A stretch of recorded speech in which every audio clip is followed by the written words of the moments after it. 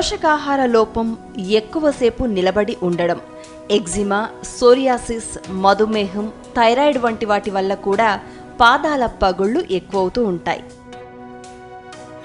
గుప్పెడు బియ్యాన్ని కొబ్బరి నీటిలో పగలంతా నానబెట్టి రాత్రిపూట మెత్తగా రుబ్బుకోవాలి. పడుకునే ముందు పాదాలను వేడి నీటితో శుభ్రంగా కడిగి తడి లేకుండా తుడవాలి. రుబ్బిన పేస్టును రాసి మెత్తని వస్త్రాన్ని చుట్టుకుని పడుకోవాలి. పొద్దున్నే లేచిన తర్వాత గోరువెచ్చని నీటితో కడుక్కోవాలి. ఇలా కొన్ని రోజులు చేస్తే కాళ్ల పగుళ్లు దూరమవుతాయి.